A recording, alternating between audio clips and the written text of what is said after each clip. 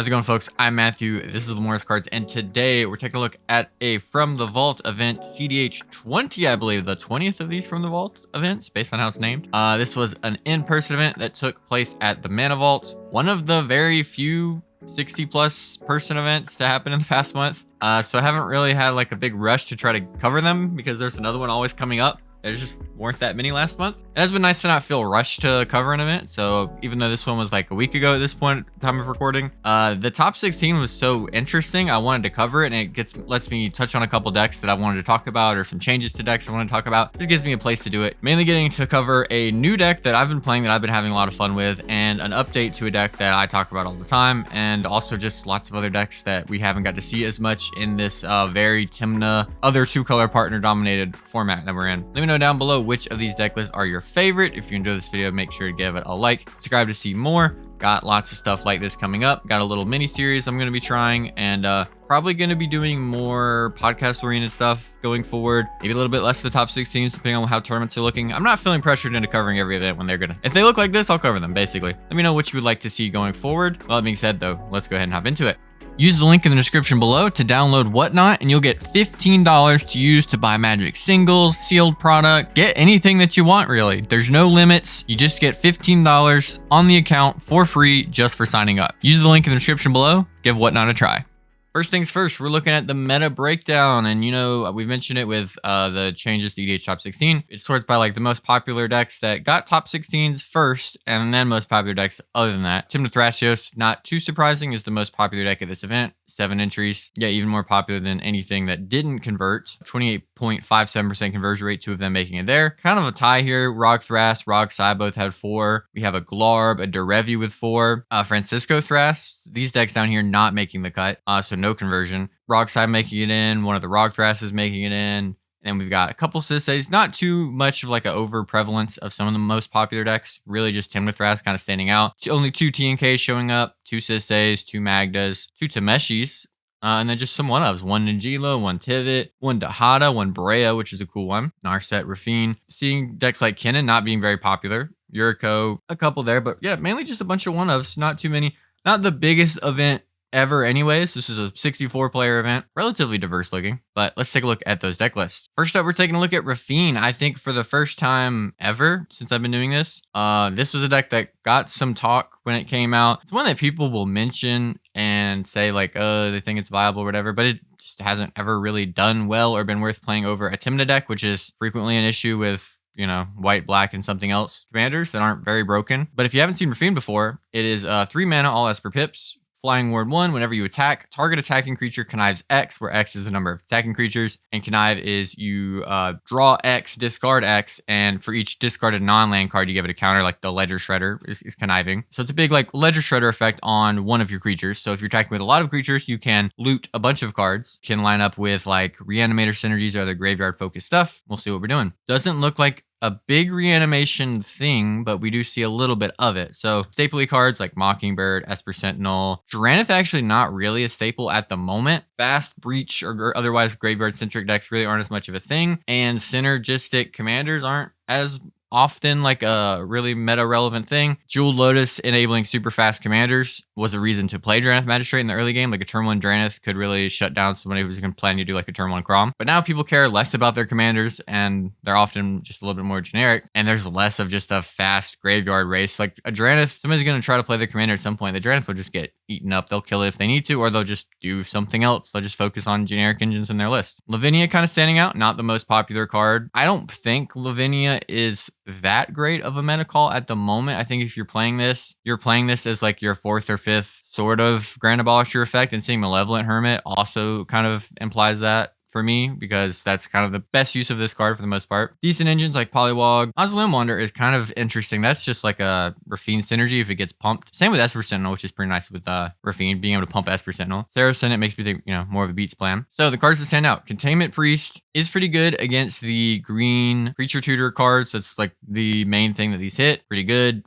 stops an Eldritch Evolution, Neoform, stuff like that. Dauthi Voidwalker is a little bit of an odd one. I feel like for the same reason that we've been seeing like less mnemonic betrayals in the format because the graveyards just aren't as packed with gas as they used to be. Dauthi Voidwalker is a little bit worse. It just shutting the graveyard off is a nice upside, and being one-sided in a 3-color deck, not too bad. Pretty good with Raffine. It's very good attacker, so might just line up pretty well in this specific deck. Priest of Felrights is a way for us to abuse our Raffine's discarding, where we can have a Priest of Felrights in play, pay 3 life. You know, we discard a Grand Abolisher, we can return it to play with Priest of Felrights. That's pretty nice. Snapcaster Mage, I'm kind of thinking might just be a little bit better than some people estimate. The card I've just been thinking about a little bit more. I haven't play tested with it, but just kind of decent. You care about having bodies with a deck like this, getting a nice little 2-for-1 and slowed down games. Like, this kind of just feels like right now might be an okay time for cards like this that were a little too slow before, with it being like kind of a 3 or 4 drop to get any real value out of it. Might just be a card to consider. Aven Interrupter, hard to disrupt, piece of disruption. Laboratory Maniac, we're doubling down on win cons. There's not a ton of them in Dimir other than Thassa's Oracle, so getting another way to do it, you know, if your Thorkel gets Mindbreak trapped or something, pretty nice. Luris lines up well with our creature discard oriented game plan. And then Oppo, Ranger, maybe the one standing the most out is Tymna. This is kind of a older school thing, but we do see sometimes in these Esper decks that are pretty creature heavy. Talion. And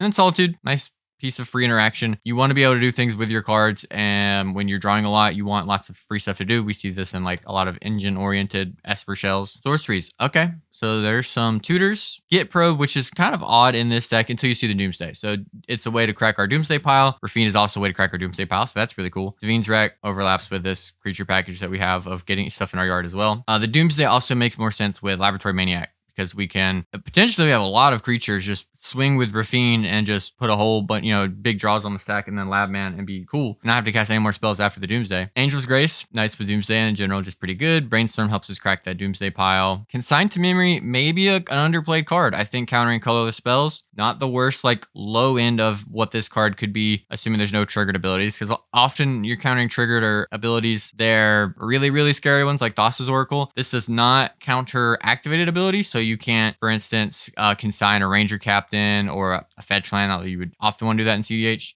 We've got the Entomb. We're doing lots of graveyard-based stuff. Interesting not to see like any sort of reanimation other than the Luris and the Priest. Being able to Entomb a Benevolent Geist is kind of hot though. Stubborn Denial, our commander can get, it's already what, a 3? It's a 1/4 actually, so we are likely to get big creatures. Stubborn Denial, I think, orders on cutesy, but maybe it gets there enough. Drown in the Lock also doing that as well. This is one of those things where it almost seems like bait to think like, oh, my commander enables these things, I can run them. I think having a triple pip commander kind of is bordering on just not great. Drown in the Lock is a card we've seen just people play, just decently good. But also, we're running like Dauthi Voidwalker, and we just mentioned that like this deck is not a mnemonic betrayal because graveyards aren't really getting packed that much. I don't know how well Drown in the Lock lines up, but maybe it's good enough. We do have Trickbind as a true stifle that is incredibly hard to counter. I actually kind of like Trickbind right now. Get Lost is removal. Muddle the Mixture is a tutor. Don't think you need an Esper Colors. I've kind of said that before, but decent enough. And then we got Gush to help get that Doomsday going. I really love Doomsday. I say it pretty much every time I see it. Sensei's Top can help with Doomsday too, and it's just pretty good when you're looting a bit and need to get some card selection while you're doing it. Then we're running a combo I don't think I've seen before actually, which is Mesmeric Orb. Permanent becomes untapped. That permanent controller mills a card. And Basalt Monolith, which you can tap and untap and mill your entire library and then go off with whatever you're doing. You could get back the Thoracle, whatever it is. That's pretty cool. I like it. Not seen too much. That could also just fuel graveyards. That also makes me think like the Drown in the Lock, it does line up well with Dauthi, but it doesn't line up well with, hey, we don't play Mnemonic Betrayal. If we ever want to cast Mesmeric Orb outside of combo situations, which I feel like you want the card to be decent enough to do that. Like I don't want an actively bad card that if I don't have the 5 mana combo. So that's an interesting one to be running here. Not too many rocks, so not that much acceleration because we know we're in Esper, there's no mana dorks. And then we are in the One Ring. Thonian Nightmare, banger, lines up with a lot of what we're doing. That as well as Ripples of Undeath, Graveyard Centric, and then Counterbalance. That makes sense. We're on the Sensei's Top too. A lot of little packages that I don't see that often kind of coming together here. The Basalt Mesmeric Orb, Sensei's Counterbalance, this is cool. In terms of our mana base, we do have one basic island. We have an Urza Saga, and we do have a Surveil Lamp. So this is a pretty cool little take on Esper stuff. It's doing things a little bit different. I like the Doomsday. Doomsday with countertop is pretty cool. The Basalt, I'm curious how Basalt Mesmeric Orb has played if that came up in the event. But yeah, Raffine is uniquely very good at working through a Doomsday pile. So that I do think is uniquely strong in him. But some of the other stuff is just stuff you could be doing if you wanted to try in a Esper shell. All right, we got our first Tymna Thrasios. Gonna try to work through decks that are pretty established a little bit quickly. Have tried to do this, and usually I say I'm gonna do it and then I fail. We do have a Tyvar here. Makes me think maybe we're doing cool Hermit Druid stuff, but also Tyvar is just awesome. We are doing cool Hermit Druid stuff, so I appreciate this. I've kind of complained about TNTs always being the same. I love seeing Hermit Druid. We just talked about this on the podcast, how I haven't covered one, and here we go. We're still on the Devoted Druid. We have lots of the Mana Dorks, kind of the best ones, and then Elves of Deep Shadow, which is just okay. We're on the Kinnan, we're on the Delny and Derevi. We're not doing a meal Derevi stuff, but Derevi can just kind of do the thing anyways. We've got the Hazel's Brewmaster, which we expect. Talion, which isn't the most popular in TNT shells, and then Seedborn, which is almost always there. Sorceries, we have the Dread Return, which I do expect to see when we're doing Hermit Druid stuff because we're trying to mill our entire library out. So that, and then a bunch of tutors. Instance, we're on the Noxious Survival, which I don't think is super popular, but does make sense when you're Hermit Druiding your entire library away, and there's some inherent risk to that. We're not on the Endurance, which is another one you can run. You don't really want to have your backup be Endurance myself and just undo everything I just did, although Hermit Druid does let you refire over and over, so like that is somewhat of a consideration, I guess. We're on the Strict Serenade, we're on Abrupt Decay, we're on Mana Drain. I think was more popular immediately post-ban, and now I'm seeing less of again. We're on the Intuition. We're not on Savine's Wreck, actually, so like there is Savine's Wreck piles in TNT you can do of like Savine's Wreck, Kinnan, Basalt Monolith, and then you just put together Kinnan Basalt.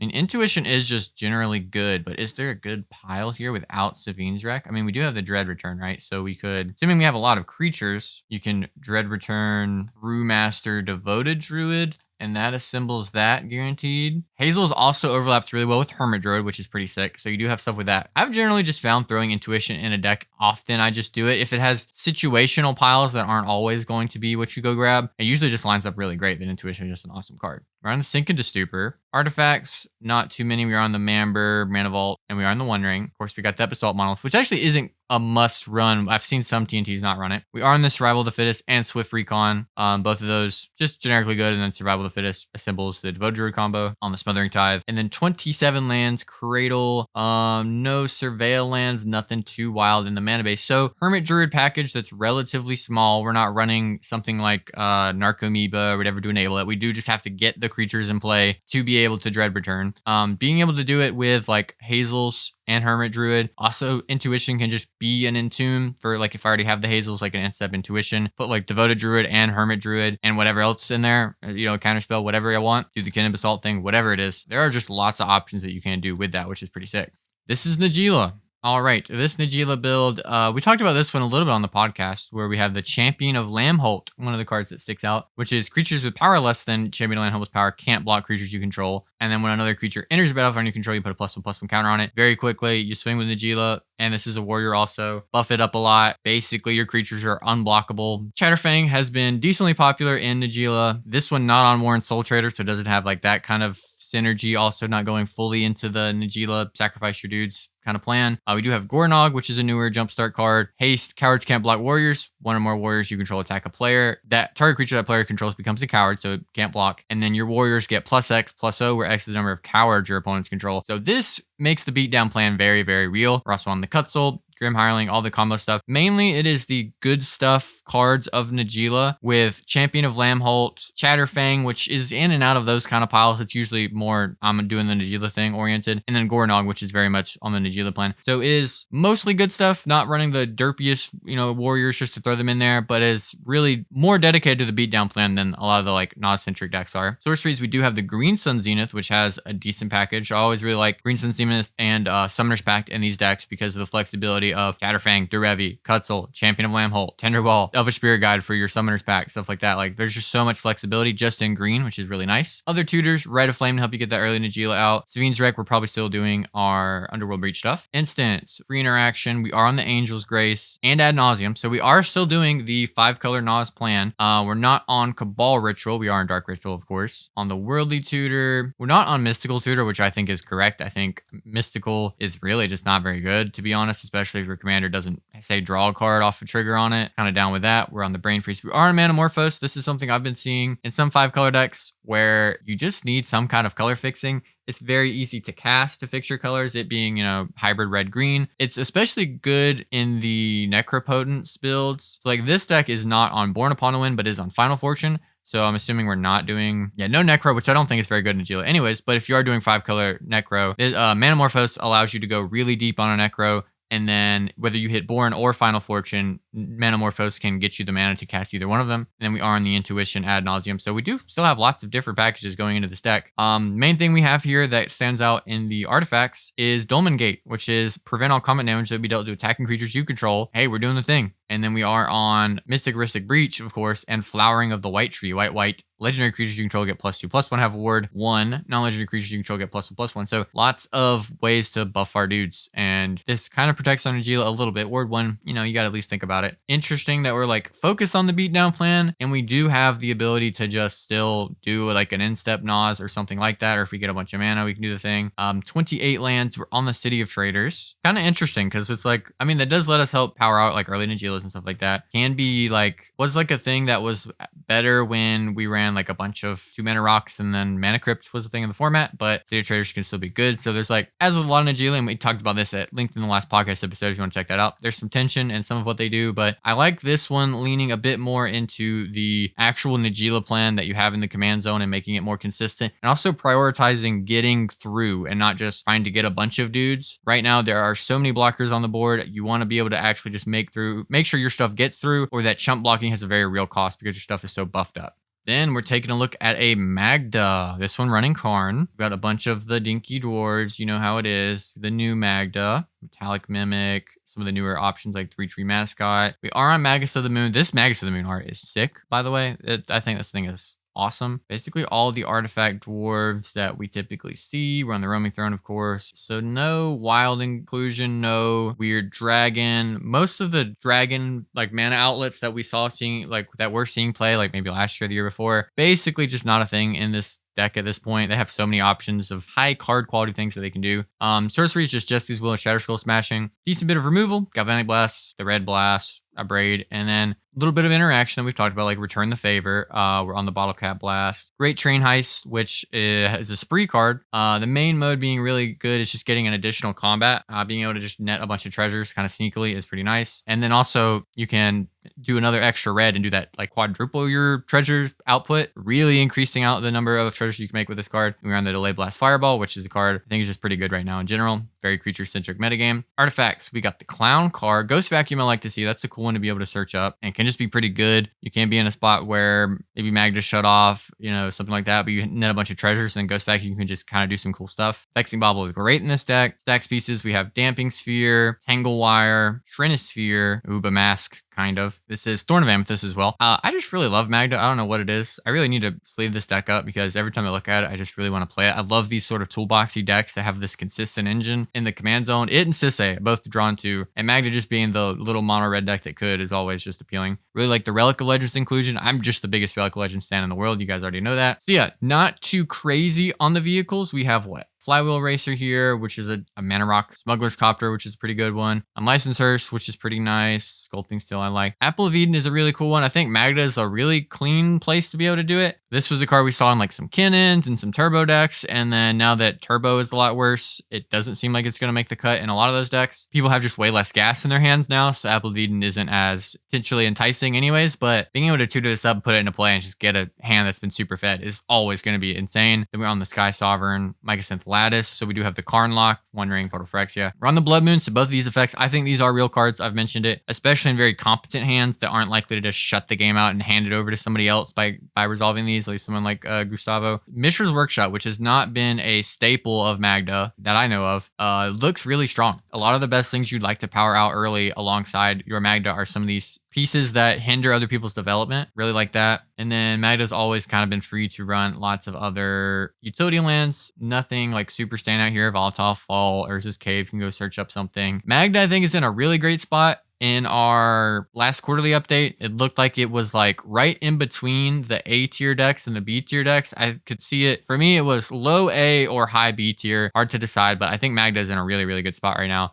Speaking of awesome treasure-focused cEDH decks, I've got to touch on a Dihada in a minute, and I'm itching to touch her. Dihada was known for being Turbo Mardu, so we got DRC, both the Welder Engineer, so I'm probably doing some of that Citadel shenanigans. I hope so. I love this deck. Stitcher Supplier, which is just pretty good in a graveyard-oriented deck, and then also you can do Culling the Weak, Stitcher Supplier, Underworld Breach to mill through your deck and net some mana. Flame Scroll Celebrant, mainly played for Revel and Silence on the back. Magda, we're definitely doing Citadel stuff. Definitely worse post-Dockside, putting Magda in other decks where you don't have just the like Magda plus Dockside equals go get Citadel, go get whatever I need. Having a commander that makes 4 treasures certainly makes Magda's activated ability a little bit more appealing. Same thing with Mayhem Devil, Love Luris, and the 98. Glad we've got, or 99 here. Glad we got to see 2 of those so far. Facebreaker, good value. Ron Dualcaster Mage, not my favorite. I think if you're in a deck that can support silence effects, then the card becomes considerable. Otherwise, this thing loses to literally every piece of interaction in our format other than like mental misstep.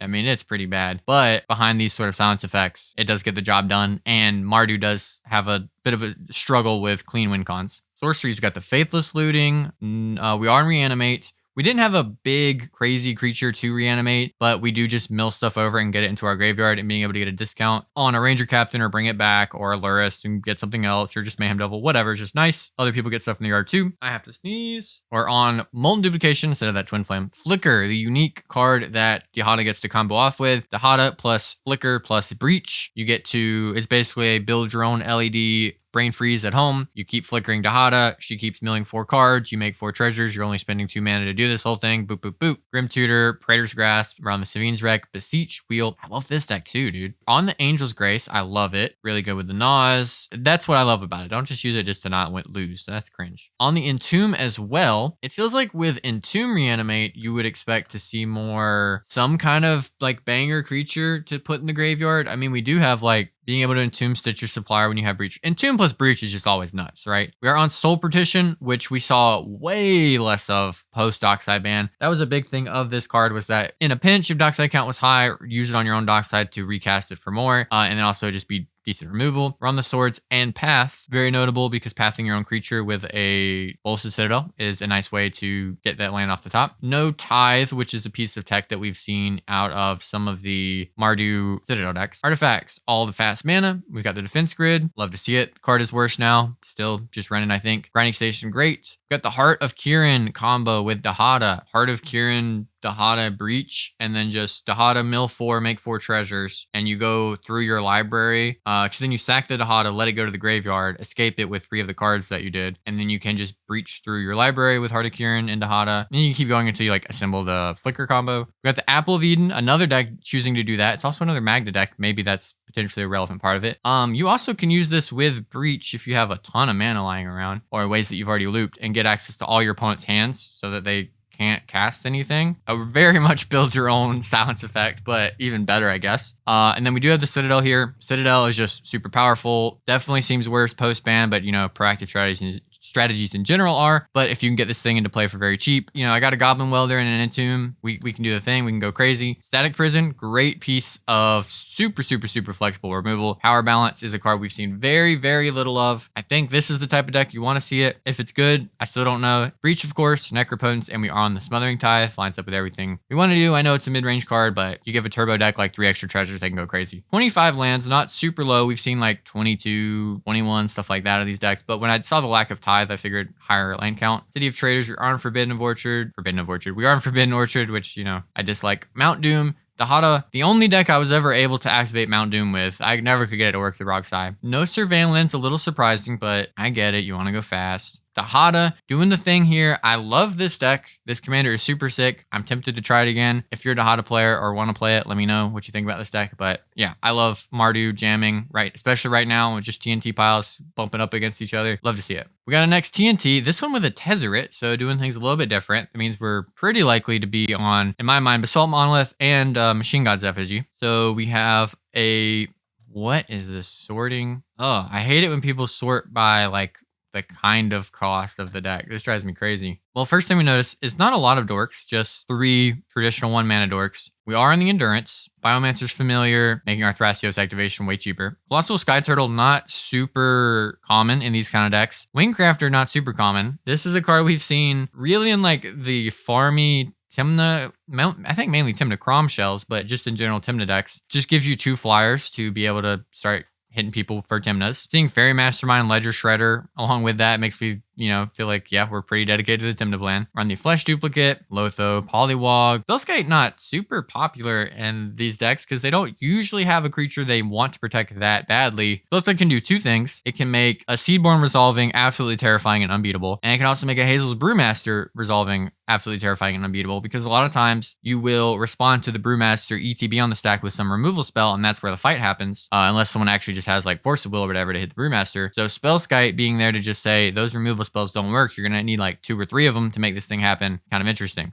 And then Enduring Vitality, just an amazing card. This card has just been cracked. I think it means that you can run a few less dorks. Maybe on average, you still, want to lead on that, the same amount. But I think especially are less inclined to go for the lower quality 1-color dorks when you have Enduring Vitality in your deck. And the game is as slow as it is right now. Sorceries, we just have 5 tutors. Instance, we do have Flare of Denial, not a popular card. And you know what it means. You have to do a Flare of Denial check. But when you see, this looks like a player who actually built their deck in a way that both helps the Tymna plan and supports Flare of Denial. So I think this is pretty nice when you have Wingcrafter, Biomancer's Familiar, Fairy Mastermind, Ledger Shredder, Poliwag, you don't really want to sacrifice, whatever, and then Thassa's Oracle, that is actually pretty relevant. You can sacrifice it. Pretty reasonable amount, and then Thrasios too. I actually think this is a deck that it gets my Flare of Denial support approval on it. I think you can actually support it here. We're on the Force of Vigor. Kind of tend to see TNTs who will really prioritize pitch interaction. There's no like Commandeer here, but because you want to be able to take advantage of drawing a whole bunch of cards. I see a lot of TNTs go to cleanup, and Force of Vigor is a way to not have to go to cleanup, and it's just a way to tap out for advantage. MBT, Force of Will, so much free interaction in this format. On the Crop Rot, on Offer. Spell Pierce, not super popular. That's a card that's like very anti-turbo win attempt, but I feel like is pretty bad as an actual counterspell at this point, especially if you're jamming into other decks like this. You have Mana Dorks, Enduring Vitalities, and Gaia's Cradles in play. That Spell Pierce, that's got to be on the end of a chain of like 5 counterspells at the end of the game. You're on the Psych Rift, which isn't as popular now. Another Mana Drain player, an Archdruid's Charm, not a card I see in 4-color decks at all. It is very flexible, being able to exile artifacts and enchantments, search for a creature or land, put the land into play, being a bite spell.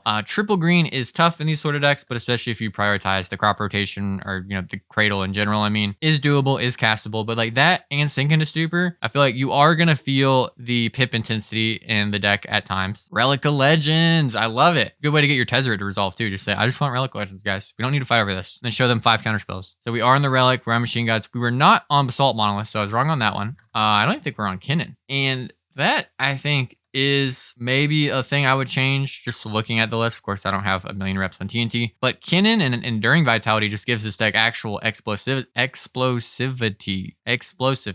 And then you're running Tezzeret already. I feel like the way that this deck is constructed, you're a little priced into running Kinnan. Maybe they still didn't like the feel of it. I know Kinnan is kind of a lightning rod for removal and stuff, but maybe worth considering. I think especially once you get into like the I'm running Relic of Legends and Enduring Vitality and Tezzeret, like the overlap there to enable Kinnan to be good in this deck, I think, is quite there. We're on the Machine Gods, like I thought, and then the One Ring. Enchantments, we're on Carpet, Survival, which I expect in most of the Brewmaster builds, and then Copy Artifact, which is kind of nice. It's mainly copying One Rings, but, copy an opposing Relic of Legends. I would do it. Alchemist Refuge as a flash enabler. I don't think we're on Floodcaller. No Floodcaller, which there's a lot of creature combos in this deck. It's hard to turn Floodcaller into a win, other than using the creature tutors. There's also no Chord of Calling, so that is kind of relevant too. No Floodcaller or Born Upon a Wind, which is those are like the cards of the format at the moment, but we do have Alchemist Refuge and no Emergent Zone, so just using Refuge is a way to keep doing it over and over. It's really, really good if you have a Seaborn Muse. On Talon Gates, and we are on Undercity Sewers as a Surveillance. So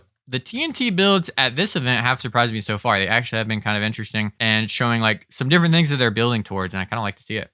Next up, Tymna Kraum. We got Teferi. Oh, we're jamming. We got Dragon's Rage Channeler, Facebreaker, Bergie. This is the jammy kind of TNK that I like. You're actually playing into red. Is it better? I don't know. Is it cooler? Yeah. No Displacer Kitten, just running Teferi. I think this is the kind of build where I like Teferi the most, because if you are a sit back, passive kind of TNK control, Teferi is dead in your hand. You're going to pitch this boy to Chrome Mox like 9 times out of 10, or you're going to discard him to hand size or whatever. He's only good if you're actually going for a win, and most turns of a cEDH game, especially again in a more sit back and grind TNK, you're not going for wins, you're sitting back and grinding. But when you're a Bergie Rite of Flame, Jessica's Will, Wheel, Ball Out kind of TNK, you can do that. Mnemonic Betrayal making an appearance. It's still a card you can play in this format technically. I would definitely play it in TNK. You got, you know, some of this red mana production stuff you can do. Instance, we've got another Angel's Grace. So this one being pretty popular. I think a lot of people have just decided an A plus B that we're running in our decks is Angel's Grace plus Adnaz. We're on Coin the Week, still Dark Writ, Ball Writ. We are on Psych Rift, Born. Again, we did see the Valley Flood call at the start, so they are doing the thing you expect to do of being able to sandbag or fire off instant speed win attempts when they draw the cards. Swat Fierce. We are on Flare of Duplication. We don't have the best support, but there are considerations for it. We got DRC, Ragavan, Bergie. Sometimes you'll cast Spirit Guide literally just to enable that. I've seen it. And then Kraum. And also being able to sacrifice Kraum when we're going for win attempts is nice. Artifacts. We are on the Mamber and Mopal. Mana Vault, no Grim Monolith. Wishclaw, no Wondering. Enchantments. We're on the Mystic, Ristic, Breach, Necro, Tithe that we expect. And then Steel Enchantment, which comes in and out. We haven't seen it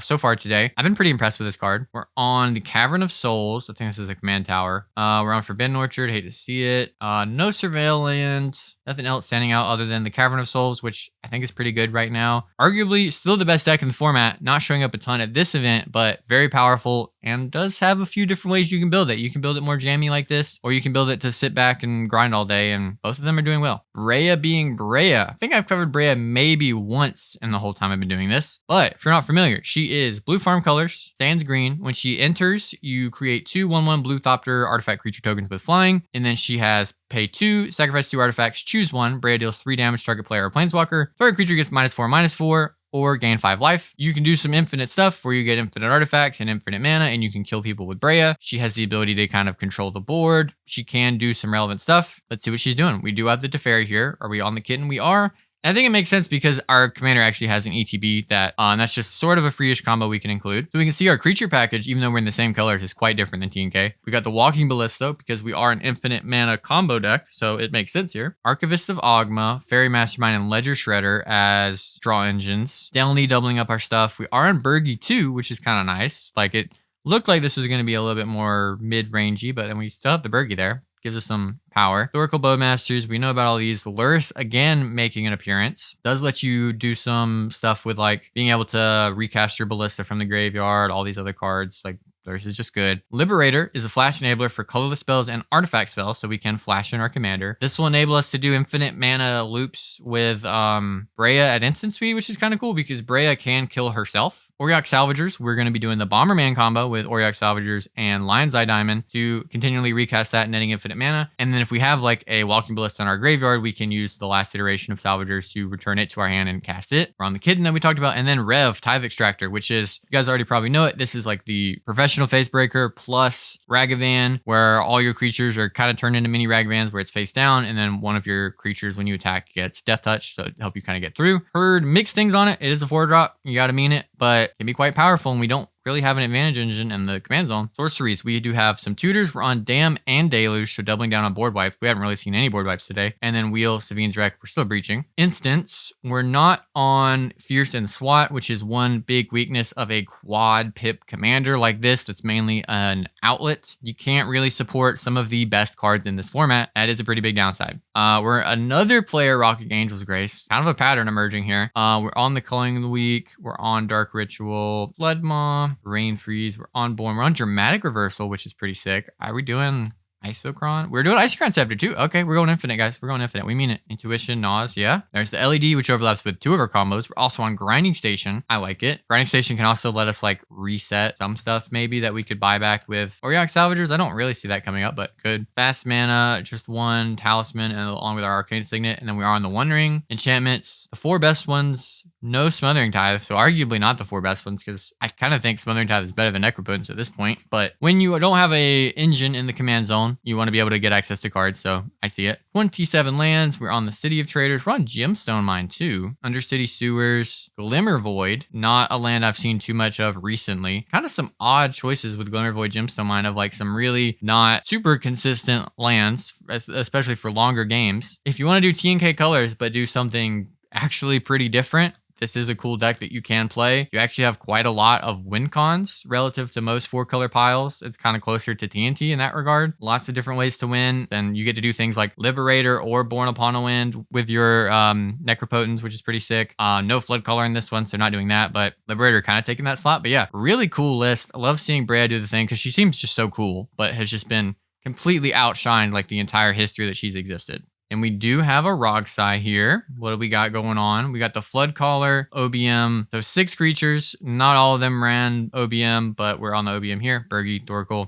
Sorceries. We've got the Git Probe, Infernal Plunge. Just one of the Final Fortune sorceries. Yeah, I know this list is Japanese. Hopefully you guys know what most of the cards do because it's a lot of overlap. We're on Beseech, we're on Yawgmoth's Will. We're on the 3 wheels, no Wheel of Misfortune. We've got the Brainstorm, which we usually would only see in the Citadel decks. But I think now that we're like post-Citadel again for the second time it's become popular, a lot of decks just kind of liked Brainstorm. So we're on the Rain of Filth, still on the Daze. Snap, which I mentioned is weaker in this deck now that like it is still free removal to get rid of a potential hate piece. So we haven't really seen that many creature hate pieces recently. We're on the Deadly Rollick, of course the Nas. We're on Swan Song, which was a pretty popular cut before. Artifacts, we're still on the Chromatic Star. There is no Citadel, so we're still on the Star and Brainstorm, which is like a weird thing that I've just seen and don't really know. I haven't played with these decks without the Citadel and still running these weird Citadel enablers. Maybe they are just still good. I don't know. We kind of talked about it a little bit in the last podcast as well. We're on the Defense Grid, Grinding Station, Wishclaw Talisman, No the Wondering, which is becoming more popular in Roxai again. We still are on the Necro Dominance as well as the Necropotence, Rhystic Mystic Breach, of course, and then 24 lands are back up. Phyrexian Tower, Undercity Sewers as a Surveil lands, bunch of fetches, City of Traders, nothing else really standing out. Roxai, a couple tweaks from what the standard was, but this is pretty similar to what we were seeing pre-ban.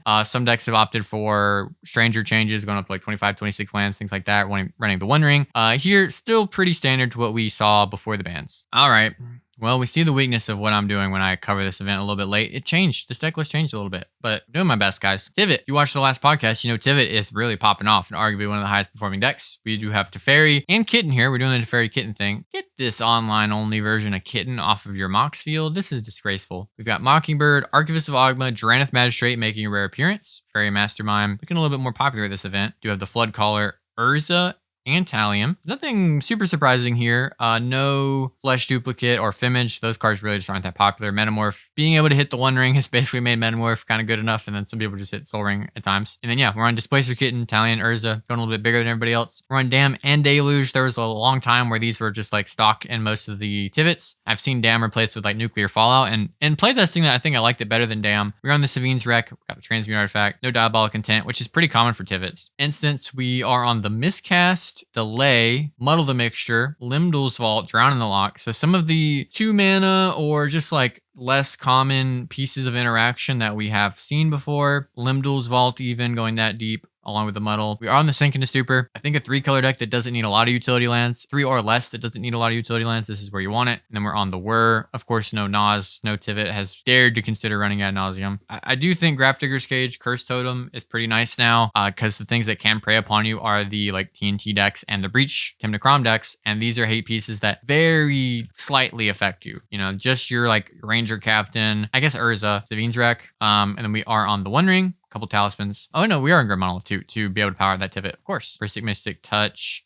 Hive, and then Trouble in Pairs, another big engine that, despite us going into what seems like a very engine-oriented metagame, we just haven't seen as much Trouble in Pairs lately. The card's $25. Jesus Christ, maybe that's why. 29 lands. We are on the Cavern. We're on City of Traders, which is not very popular in Tivit. On the Manamo, and then we are on the Urza Saga, which can go grab some mana or Grafdigger's Cage. Pretty nice. Tivit, we've talked about it. It is a metagame that really suits Tivit right now. Like, the deck is weaker. It lost some powerful stuff, but everyone else slowing down has really benefited Tivit in this post-ban metagame. All right, next up is one that I've alluded to in a couple videos, but I haven't got to fully cover yet, and that is taking a look at Sam Black's Otter-focused Rograk and Thrasios build. I'm going to try to keep this brief, but there is some strange stuff here, and I'm sure you guys want to explain. First, I'll go over the staples that are still here. Birds and Halfling are just like the de facto dorks that you do run. There's other stuff you can run. Most decks are just starting with this at like 100%. Cloud of Fairies combo is, and just Cloud of Fairies as a card is just still very, very powerful in this deck. We are focused around comboing, not as much now, but we are still a Cloudstone Curio combo deck. Your Cloud of Fairies, along with mainly Gaia's Cradle, can combo very freely with Cloudstone, bouncing your Rogue Rack and your Cloud of Fairies. Other things overlap with it, like Earthcraft and things like Wild Growth, stuff like that we'll get to. Devoted Druid has come in and out, but Devoted Druid Machine God's Effigy is still a nice, clean way to win the game. Flesh Duplicate, Gilded Drake. These are cards that have just mostly been in, but based on the meta, you might not play them. Flesh Duplicate's still pretty popular. We are a Kinnan Basalt Monolith deck, and Kinnan has gotten much more powerful with the addition of Enduring Vitality and other mana dork enablers, I guess you'd call them, like Cryptolith Rite. I think is actually really, really good in this deck. All your creatures being dorks and having a Kinnan feels nuts. I can tell you that. Another staple, so Eternal Witness, Loop, Spellseeker has been really common. Displacer Kitten, Seedborn, Metamorph, Tutors. Displacer Kitten is just nuts. Trinket Mage with Kitten can get you all of your 1s and 0s out of your deck. Can also get you Expedition Map, stuff like that. And then Seedborn Muse is this is the best Seedborn Muse deck, in my estimate at least. It enables it very quickly because we're such a dedicated Gaia's Cradle deck. So the weird stuff. So this deck is built around breaking synergies with Valley Floodcaller and other otter sort of oriented stuff that just kind of overlaps really powerfully with what this deck does. So Floodcaller untapping itself is really good with Earthcraft or other mana dork enablers if it's not summoning sick. Being able to untap your Birds of Paradise is very relevant. I've combo looped with it in the deck before. Being able to untap your Mockingbird, your other otters like Kitsa, Dowerport Mage, otters and frogs, Thundertrap Trainer, just enables a lot of mana production when you have a decent density of these cards. It also lets you play at instant speed, which is nuts. And it enables the very commonly known combo like with Banishing Knack or Retraction Helix to go infinite. One thing I've definitely found is very notable is a lot of people mention, well, Floodcaller combo, it's got to be not summoning sick, doesn't it feel bad? When you're already running multiples of the creature type that this works with, a lot of times I'm Retraction Helixing another creature first, and then I'm casting Valley Floodcaller, because I'll use it on like my Dowerport Mage or my Mockingbird or whatever, and then I'll get the thing going as I go, or I'll help do it to a symbol Valley Floodcaller, go find it. Kitsa has a combo with Dramatic Reversal, which I don't believe Sam is on. I've been playing it. I think it's pretty nice. But it's also just good value to be able to tap, untap, and start looting, and then copy target instant or sorcery with its prowess is very nice. The weirder ones that people ask about is Dowerport Mage. One of the things it does, it's just a frog, which, you know, good with our Valley Floodcaller thing. It allows you to win through Curse Totem or Drannith Magistrate, things like that, where I can still do Cloudstone Curio lines and draw my entire deck. You can also do it when going mana neutral. If I have a Cloudstone line that doesn't actually go infinite, like I have Cloud of Fairies Roger, and I don't have a land that taps for more than 2, I can just bounce those 2 creatures over and over and just draw my entire deck. And then you can use the like 2 mana. Basically, I'll use Dowerport Mage on Roger or to reset a ETB sometimes. Kind of there just as a good overlap to let us do more Cloudstone kind of things. Same with like, you can do stuff with Retraction Helix. You kind of just get more value out of it. And also can be a combo outlet. Thundertrap Trainer is just a good bit of selection that also can make multiple bodies for Floodcaller and your Gaia's Cradle, stuff like that. It's really, really good with Displacer Kitten. Kind of similar to Trinket Mage in a sort of different way, and similar to Spellseeker, where they just kind of keep going into the next thing. Especially, again, if you're flickering and you have a mana enabling thing like Earthcraft, you're netting mana as you go, and you're kind of getting like all the instant sorceries out of your deck. It's kind of wild. Aether Channeler is another way to draw cards by flickering it. You can also use it to make birds, and then again, reset ETBs, trigger your Dowerport Mage, stuff like that. Bouncing Cloud of Fairies is often worth like, I don't know, 5 to 10 mana. I mean, I tap Gaia's Cradle for a lot of mana, especially if you untap it with Manamo. I wanted to keep this short, but there's just so much nonsensical overlap with Rockthras. Wall of Roots is also just pretty good. You can loop Cloudstone with it with Earthcraft, because you can... Wall of Roots itself is mana neutral, and Roger nets a mana for Earthcraft because you can tap him down when he comes in. There's no Imperial Recruiter, and there's no Trophy Mage, which have both been staples of this deck. I haven't talked to Sam about the lack of Trophy Mage. I think it's just the deck is less focused on comboing with some of the other 3 mana stuff, like quickly assembling the Basalt Monolith and the Cloudstone Cure like quickly. I can't speak for him, but that's kind of my thoughts on it. Is often when I cast Trophy Mage, I already have one of the pieces and I'm just going and getting mana. Using it early just kind of makes you the threat when you get a tutor. I've noticed it can be an awkward card, but it is still quite good, but I don't know, I'd have to talk to him. There's no Imperial Recruiter because this isn't a red deck anymore. Sam has built this deck with 2 red spells, and that's Flare of Duplication, Deflecting Swat, and they don't cost red mana. He still can produce red mana with Volcanic Island and Tarnation Vista, we'll get there. But this is not a red deck anymore. This is purely Simic, and it lets you have a very clean mana base. We were already basically, like, even my deck is very purely almost pure Simic. It lets you have a really clean mana base. Is it worth it? I don't know. Sorceries, Green Suns. We're way more on green now. Green Suns is good. Getting Seaborn Muse just wins, and getting Enduring Vitality is often the thing that I try to, like, the combo I'm trying to assemble a lot of times isn't even a combo. It's Enduring Vitality Kennen, and it's really busted. And then other tutors, we're, lots of artifact combos, lots of creature combos. That's what we're running. Sam and a lot of the other Rogthras players know that our deck doesn't really have that much advantage built into it, so we can't be sitting around countering spells too much, and we need to be mostly proactive leaning when we do it. Force Negation doesn't line up with that. Swan Song doesn't line up with that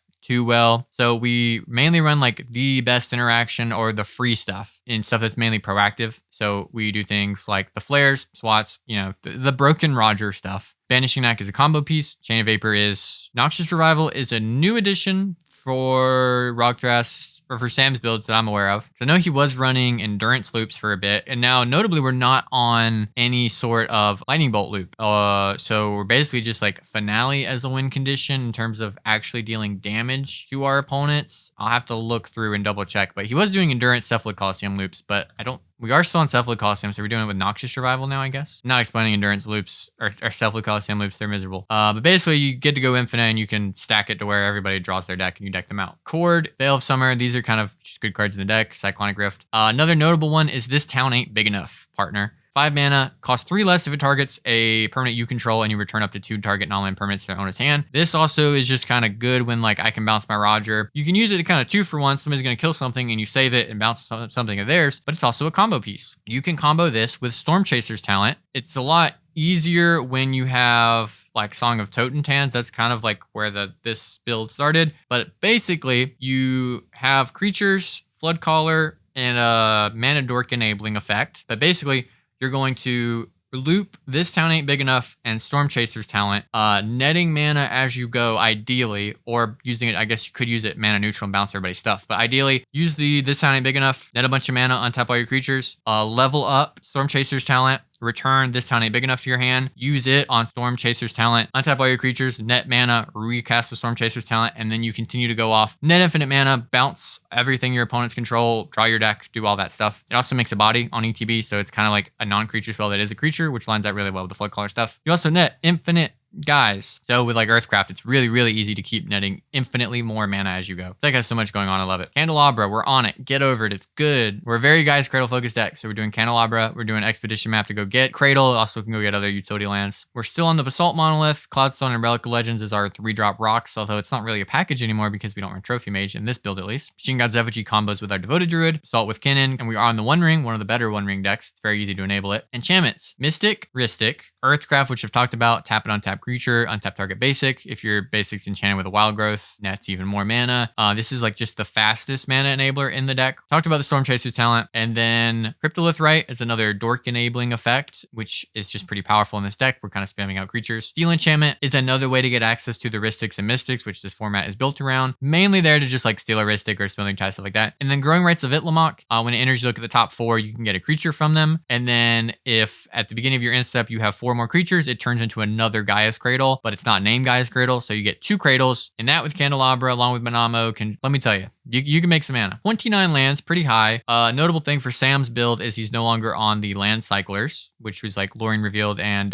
Generous Imp. But like I mentioned, we basically have a 2-color mana base. We're running Flooded Grove, Rejuvenating Spring. It does make it to where including some of these utility lands like Manamo, Urza Saga, Shifting Woodland has much less of a cost. Talon Gates as well. There's basically no pressure on your mana base at all to try to conform to supporting red, which is really cleans you up. Does mean that we're only a 2-color deck now, so our card quality isn't as high as it could be, but also what is red offering right now? It's basically Breach, and that includes some slots that Sam has decided that he doesn't want to include. We're on the Surveil lands. So the other last, I guess, exciting one to talk about is Tarnation Vista, which enters tapped and you choose a color. You can tap it for 1 mana of the chosen color, and then it has 1 tap, and then for each color among monocolored permanents you control, add 1 mana of that color. This with like, your Cloud of Fairies and then 1 Mana Dork, whatever. You have all 3 of your colors. This is a land that nets mana. It taps for 3, but you pay 1, so it's tapping for 2. So, I mean, it can be like good with the Cannon channel and stuff like that. I haven't play tested with this one. Not entirely sure how I feel about it. I probably have to play with it. I don't know. You'd have to ask Sam about it. I haven't talked to him about it yet. I know he mentioned it as a consideration last time we did a coaching thing. But yes, I've talked about Rogthras a lot. If you have any more questions, I love to answer them for you. You can also join the Rogthras Discord. And also just keep in mind that Sam Black is a wild deck builder. So there's some wild stuff here. I just do my best to make sense of it. I'll probably do another coaching session with him. Maybe try to get him on a video at some point. Let me know down below if you'd be interested in that. But I have to move on because I'll end up talking about Rogthras forever. So Talion. Talion is an interesting one because we didn't cover it in our last quarterly update, but it was performing horrendously this past quarter. Partially, like it seems like on paper, Talion likes a slower metagame and has a draw engine of his own. Big thing with Talion though is it had Jeweled Lotus and Mana Crypt to cast this bad boy very early. When you don't have that, man, is it hard for Dimir to come up with the 4 mana to consistently get this thing. People don't want it on the battlefield because it's pretty good. So it is a deck that I think while the metagame seems like it would favor it, it was much more powerful when it could come down earlier. But it is doing the thing here. It got top 16. So we've got Narset and Karn, both sort of hateful planeswalkers. Kind of expect to see this in these kind of decks. I like it. Creatures, we've got Clones, Hydroelectric Specimen, which is fairly free. Protect your Talion potentially. Oppo, Flood Caller, Sheoldred, kind of pressuring people. Subtlety, I like it. You want some amount of pitch stuff in this kind of deck. Might be more likely to play Commandeer, things like that. Hullbreaker Horde doesn't necessarily go infinite, but you can usually find a way to do it, like with Orcish Bowmasters. Doesn't do it with the Commander. This is just a card that we've seen in like Talions pop up before. We're on the Mnemonic Betrayal. So we're seeing like some of the old Talion stuff that would pop up, like Yehini's Expertise too. There's just like a board wipe that doesn't kill Talion and lets you cast the thing for free, so that's pretty nice. And we're also on the Deluge,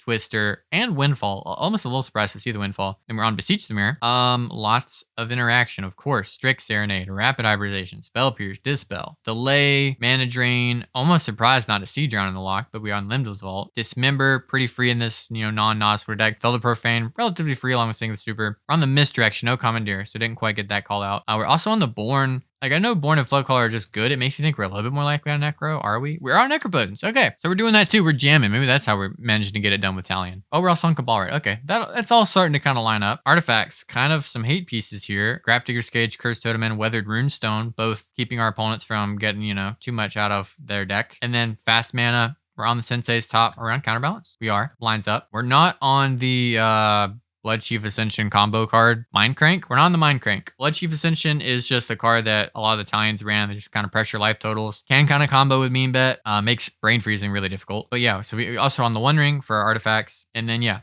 Blood Chief Ascension, copy artifact, counterbalance. We're on the Dress Down 2 and Leyline of Anticipation. So we're really kind of like Dimir Turbo, but we're running stacks pieces and trying to play at instant speed. This is kind of cool. Lands, we're on 29 with Ancient Tomb, some basics, Reliquary Tower even. We don't want to be discarding those precious cards. Undercity Sewers, Cephalid Coliseum, probably more relevant than Cabal Pit. Seeing Cabal Pit and play, it always just looks fine. It can come up. And then Gaia Reach Sanitarium also can kill those prospective Thoracle players. But yeah, Talion not a deck that has done super well post-ban, but did pop off here, and I kind of like seeing Talion focus on like Necro and enabling that, so maybe that's a direction to look into. It's just other big payoffs for cards, and then playing more of a control Necro plan when you do that. I'm assuming they don't go super turbo, but I don't know, maybe they do. Next up, we're looking at Tameshi. This is the first deck in our top 4.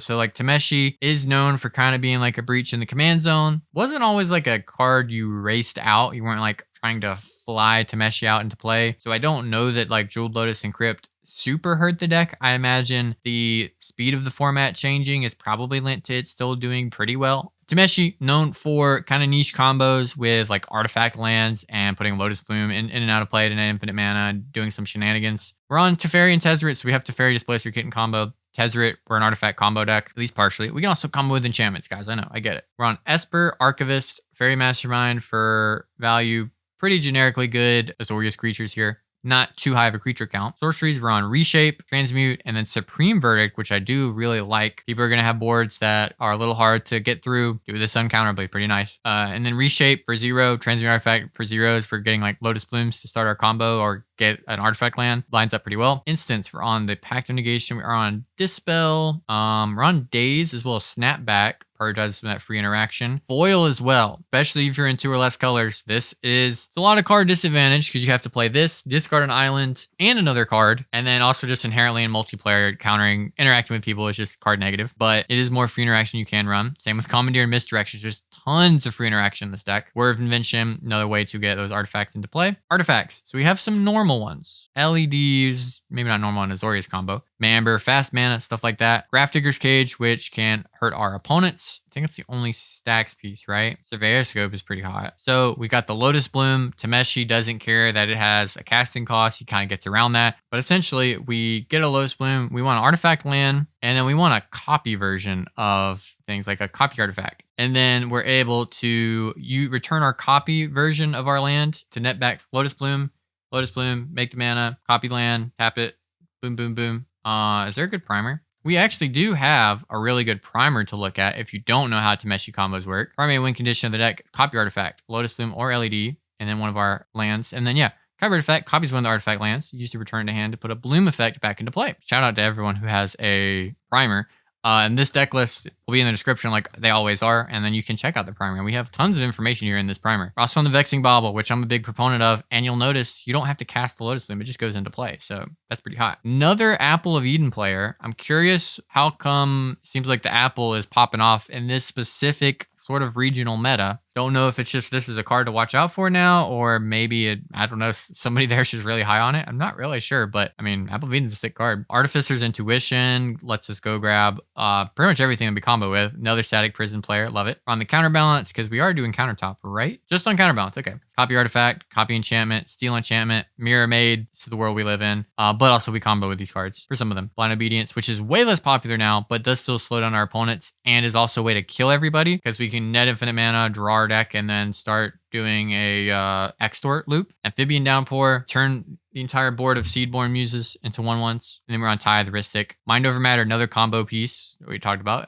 It's kind of most known for comboing with like the One Ring, but other stuff you can do with it. And then lands, we got the artifact lands, which help us with our combos. Urza Saga, set up some of that stuff. Go grab Vexing Bauble, which is hot. Talon Gates is just great. Sarah's Sanctum, love to see it. We do have a decent amount of enchantments with 13. We're on the City of Traders. Fomori Vault, help us get some selection. Tameshi is one of the most interesting decks, I think, in the format. Very skill intensive. Well, I'll say people understand better now, but you will still catch a lot of players off guard with not really exactly understanding how it works. So even if this is a deck you're not interested in, it's probably one you should educate yourself on. Maybe check out the primer, maybe try playing it up. A really interesting deck that it is in blue-white and plays very differently than a lot of blue-white decks do. Not the only deck like that we're going to be looking at here, though, in the top 4. Next up, we're looking at Narset. So Narset, it's known for the thing that it does. You get free spells off the top of your library and you just put Insanity on the stack and you keep it going. Jace is a way for us to win. We get a loop of, take extra turns or draw our deck. Creatures, we got Esper. We don't want a lot of creatures because Narset cares about non-creature spells. But we got Esper Sentinel and draw some cards. Generator Servant to give our Narset haste, which is very impactful and very important. Grand Abolish for Spirit Guide. And then Cavern Horde Dragon, which is going to get us a bunch of mana. It costs X less to cast. So X is the greatest number of artifacts and opponent controls. Flying Trample Haste deals combat damage to the player. You make treasure tokens for each artifact they control. This is a way to punish people for playing a bunch of artifacts. Can get it relatively cheap. Gives us a whole bunch of mana to actually cast some of these giant spells because we run a ton of giant spells we want to enable. We got all the extra turn spells, extra combat spells, just giant like, hey, draw your entire deck, do some insanity like Expropriate, Rise of the Eldrazi, Enter the Infinite, Temporal Trespass, just absolutely insane, massive spells that we're hoping to cast for free. But again, something like Cavern Horde Dragon can actually enable you to actually get to cast one of these spells depending on the artifact count on the board. Instance, free stuff, Angel's Grace to keep us alive mostly, but also could let us, like, even if we draw our deck by doing what we're doing, be able to get through the game. Soul Partition popping up here again. Psych Rift, Brain Freeze. I guess we're still a Breach deck. We are. Commandeer, love it. Nexus of Fate, another extra turn spell. Sink into Stupor. We've seen a lot of that this event. Force, MPT. Fast mana, it's what we're trying to do. Defense Grid to lock out our opponents. Interesting we weren't even on the Ranger Captain. Grim Monolith. Brass's Tunnel Grinder. Does some looting, and then this lets you discover X, right? Yeah, so we can cast a permanent spell like a big one, like our commander, and then discover 6. Stuff like that. That's pretty sick. Aetherflux Reservoir we have to, I think mainly if like you draw your deck, because we don't have like Sensei's top Aetherflux combo. Get people dead. And then casting your entire deck is definitely possible with like you enter the infinite Underworld, Breach, just all kinds of nonsense you can do. Mystic, Ristic, Breach, Tithe, we expect. 1,000-Year Storm is another big non-creature thing. It essentially gives everything that we cast Storm. It's a little bit different. It's based on instants and sorceries cast. And then one with the Multiverse, which is like an Omniscience hybrid with Future Sight. Another just really big, powerful spell you want. And then we have big stuff on the top you cast for free. 28 lands, focusing on mana fixing with stuff like Ferris Lake, Great Hall of the Citadel, Sky Cloud Expanse, the stuff like we saw in the like Japanese Tivit decks that were also focused on mana fixing to cast that triple pip commander. Icosynth Garden, utility land we don't get to see too much of, copies an artifact. Narset kind of has the thing it does, right? You do the big spells, you get it down. Another pretty interesting deck here in our top 4. We got a good bit of diversity here. Sisay, Captain of the Bulk Rares. We've got the main Sisay Planeswalkers that we're used to seeing. Tyvar, Nicol Bolas, Dihada. A little bit less popular now, but, pops up. Mainly a bunch of Sisay staples for the creatures. The Dorks, Kinnan, Derevi, Marvin, Yorith, no Gigantha. We do have Chainer as a haste enabler. Asika and Enduring Vitality. These are both becoming really popular staples of these decks. Vabro Elder, Silvala, Sakashima Urtai, on Orcish Bowmasters. This is pretty much close to like what a stock Sisay is, or at least, there's some exclusions. Like every one of these cards I expect to see, like Chainer is the most surprising. Sky Turtle is a little bit less popular post-stock side, but it still does pop up. Just Demonic Tutor for our sorceries. We're on the crop rotation. Offer Galadriel's Dismissal, Legolas's Quick Reflexes. Strict Serenade. We're on Abrupt Decay and Soul Partition. Gotta get rid of those Oppos. Bell Pierce, not, I feel like that and Strict Serenade were not super popular in Sisay's. We're on the Psychrift too, Worldly Tutor. No Eladamri's Call, pretty notable. No Court of Calling, like some of that stuff we have seen pop up into these decks. We're on Fierce and SWAT, and then we're on Mindbreak Trap. None of the forces. Our blue count doesn't seem that low. All the rocks you expect to see here. Relic and Orrery, Agatha Soul Cauldron, Bellwire Stone. No the One Ring. We're on the Oath of Teferi for our combo shenanigans. Carpet, Touch, Tithe. No Oath of Nissa, but we're on the Cultist. 29 lands. Mount Doom, Gaia's Cradle. Pretty much stuff you expect to see 5-color mana base. So nothing too surprising with this Sisay deck. I think Sisay, though, is in a really good spot right now. Just so consistent. Losing Dockside, all it did was make you, it's a little bit slower, but the format really supports you getting to play a little bit slower. This is just a really good deck right now. Sisay, same thing like I said with Magda. Sisay does have more flexibility in the cards it includes, but these are just the types of decks that are so strong into this kind of metagame. But the real strongest deck, the winner of our tournament, was Beach. Plagon, Lord of the Beach. Deck that I've been playing and enjoying quite a lot. It's a pretty chill, fun deck to get to play. You might on first read look at it and be like, what's the niche synergies that I need to do stuff with this deck? What's the combo? It's just Beach. That's all it is. It's all Beach. You just draw cards. When he enters the battlefield, or just enters now, I hate it. Draw a card for each creature you control with toughness greater than its power. This includes Plagon itself, and you run a bunch of other creatures, varying degrees of card quality, that also have greater toughness than power. Ornithopters, Phyrexian Walkers, Shield Sphere, the 06, Ballin. There are things that are more must-run, I think, than others, like Giver of Runes is just pretty free. Soulless Jailer, Spell Sky, Polywog, Dranith. There's a lot of things that just incidentally are 1/3s, and then you run kind of cheap ones that are just good enough. And there's some, like, a good bit of variety between these builds. Like, some people are on the Inspectors, 1/2s that make clues, some decks aren't. But then you're just running that and a bunch of flicker effects, and you are just trying to get infinite mana, infinitely cast or flicker your commander, whatever you got to do, draw your deck, and win either with like a Thassa's Oracle, or in this deck's instance, you can win with Glaring Fleshraker, but just casting rocks over and over and killing everybody. You're basically just an infinite deck, but you are developing pieces that are either very cheap and kind of basically cantrip at the floor, assuming you get to cast Plagon, and they start doing a whole lot more than that once you start having any kind of doublers. Like we have Felia to flicker Plagon every turn. It is going to happen on the end step, which can be awkward depending on how much stuff you're actually netting. But I think for a lot of the game, it does seem best to play Plagon like you're trying to set up, find ways to not die, find ways to get advantage. I usually have found that you're kind of sitting on your flicker effects and like holding them up and waiting to use them when like a stack war happens or something happens where you want to do it, because you don't want to just main phase, everyone's focused on you, flicker effect, draw a bunch of cards. It's both less threatening to hold this stuff up and also can just give you more options and more knowledge of what to do, and just be less interaction available when you go to do it. But yeah, we have Delny that can double up these effects because Plagon's a 0/3. Also doubles up a lot of our other stuff potentially. Displacer Kitten is kind of the goat in this deck. If you get Kitten going, you have any number of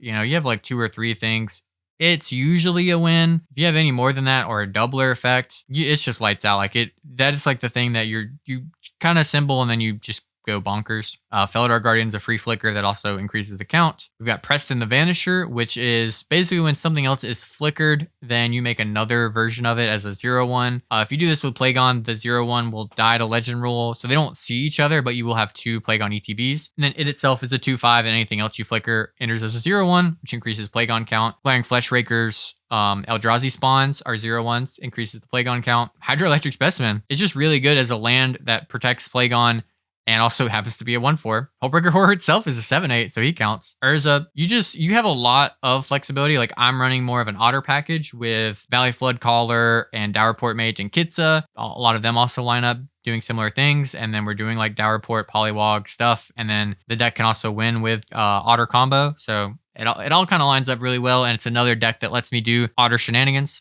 But yeah, you have lots of different flexibility with that. That's the main thing. There's not any other crazy like combo card that combos with Plagon. It's just, he just draws a bunch of cards. Sorceries in this deck, they're on, I think this one has changed. Looks like he literally just changed it. If you don't set your tournament to do the locked in deck list, I go to cover it. Yeah, sometimes the decks aren't going to be up to date. Currently on Hard Evidence, makes a 0/3 and investigates. So pretty similar to the Novice Inspectors. Flash Portal, which is a flicker effect. And then if you flicker a bird, frog, otter, or rat, you draw a card. Instance, we've got Cloud Shift, Ephemerate, Essence Flux. These all flicker our stuff. Momentary Blink flickers and it has flashback to do it. Parting Gust does it. This list seems to be a little bit higher on these effects than some of the decks I've seen. They're not all on like Momentary Blink and Parting Gust. Lots of interaction like the Flare, Fierce, this one on Misdirection and Commandeer, Silence, Trick, Serenade, Mana Drain, Psychrift. It's cool. This is a fun deck. I've been playing. I've been really enjoying it. This is the one I really like playing. Artifacts. This one on Grafdigger's Cage to lock us out. Not on the Curse Totem, which you can run as well. Because you don't really care about activating Plagon, but there's some other creatures you have with activated abilities you kind of like having. Thought Vessel is just a rock that makes you have no maximum hand size. You can see this and Reliquary Tower show up. Relic Legends is pretty good because you're flickering Plagon a bunch. And so it makes those flicker spells free because you tap them down to do them. That's just a pretty good Relic Legends deck. And Relic Legends is just good. I always sing its praises. And then just fast mana, rocks, stuff like that. Enchantments, we've got Blind Obedience, Steel Enchantment, sticking out Tithe Touch as well. Touch on Plagon's good. These kind of effects make the deck really, really good. These are some of the best cards you get to run. You get to run them in a deck that has just a big explosive element to it as well. Just overlaps for a lot of good stuff. Lands, we're on 29, including our MDFCs. We're on the City of Traders, which we're not necessarily rushing out Plagon. You shouldn't get that idea. You don't want to really cast him for like just 2 or 3 card draws,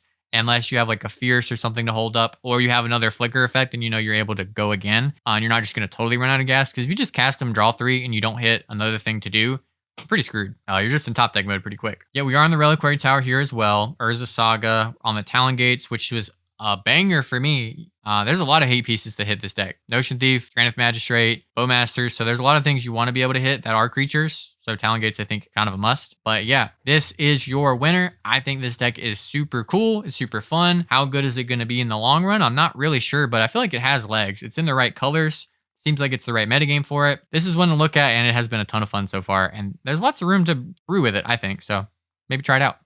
Let me know down below which of these deck lists was your favorite. I love Plagon. I love Otter-Pilled Rogthras. I really like Magda right now. Lots of stuff that I'm really wanting to play that isn't TNT.